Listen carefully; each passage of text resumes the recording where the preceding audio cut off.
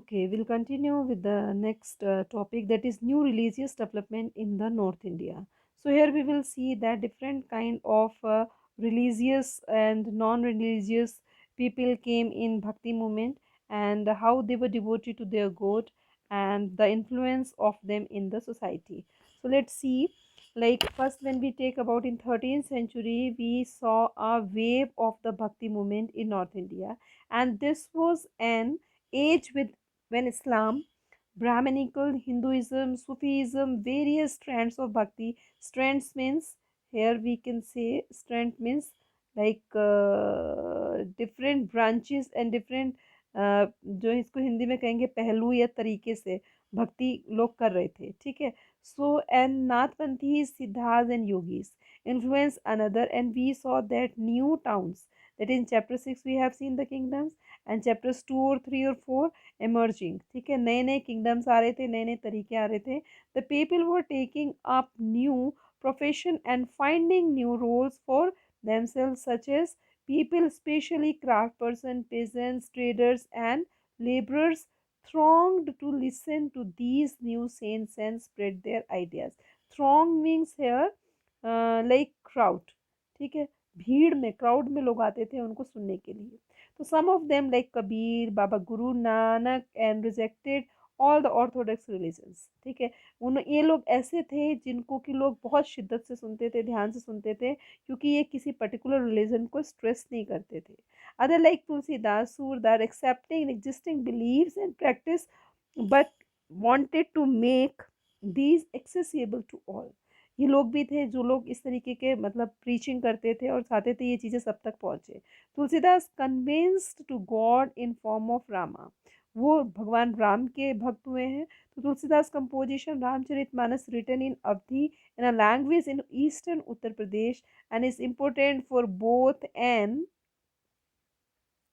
Expression of his devotion and a literary work. Surdas, फिर उनके बाद सूरदास आए. सबसे पहले कबीरदास थे आपके 14 सेंचुरी में, 15 में. फिर उसके बाद 16 सेंचुरी में आपके तुलसीदास थे. फिर आपके सूरदास थे. तो who was devotee of Lord Krishna and his compositions compiled in Sur Sagar, Sur Suravali and Sahitya Lahari. Expression is devotion. Devotion का मतलब पूरा भक्ति भाव उनमें दिखाई देता है. Whatever he had written. Also contemporary was of Shankaracharya of Assam, late in 15th century, who expressed emphasized devotion to Vishnu. Shankaracharya ने विष्णु के लिए दिया and composed a poem and plays in Assamese, and he began to practice in setting of the namgars or houses of recitation. Recitation का मतलब होता है जहाँ गा कर या प्रेयर कर कर अपनी बात को रखा जाता है. Practice continue to the date, आज तक भी वो सब कंटिन्यू है.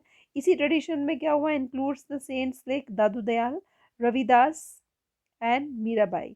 सबने इसका नाम सुना ही है, मूवी भी बनी हुई है इसके ऊपर कि मीराबाई के जो टीचर थे, गुरु थे, वो कौन थे, रविदास थे, दादू दयाल रविदास. एंड ये पता है कि मीराबाई क्या थी, she was a Rajput princess married into royal family, Mewar in 16th century. Akbar के कंटेम्प्रेरी थे ये. तो Mirabai became a disciple of Ravidas. उनकी उनको बहुत तरीके से पूजा करने लगी, भक्ति करने लगी और रविदास को गुरु बनाया. Saints of caste consider untouchable, कहा जाता है ये अनटचेबल थे, हरिजन थे. And she was devotee of Lord Krishna, compose the innumerable bhajans, ठीक है, काफ़ी भजन लिखे और गाए. Express an intense devotion. Her songs are openly challenged to the norms of upper caste and became the popular with the mass Rajasthan and Gujarat.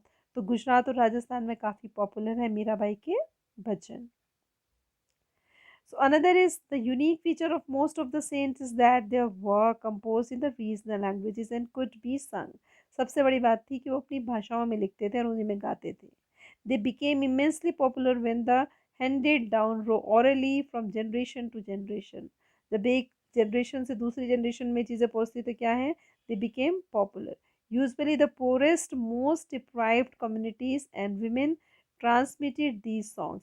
ज़्यादातर women ने इनको आगे पहुँचाया. Often adding their own experiences, खासकर अपने एक्सपीरियंस के साथ. अब कहेंगे अपना एक्सपीरियंस क्या हुआ, मतलब ज़रूरी नहीं हम जो उन्होंने लिखा वही गा रहे हैं, फिर उसको बहुत दूसरा उसमें, जैसे कि आज भी कितने भजन हैं कृष्णा के, तो वो कहीं ना कहीं मीरा से इंस्पायर हुए हैं।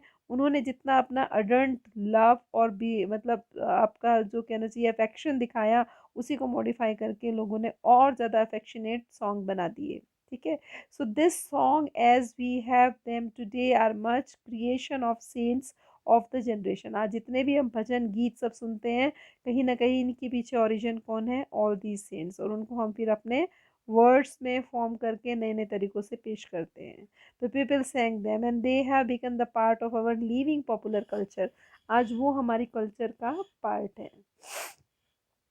तो इतना ही हम इसमें करेंगे। नेक्स्ट वीडियो में हम कर लेंगे कबीर और गुरु नानक देव जी को। Okay, till then, thank you and have a nice day.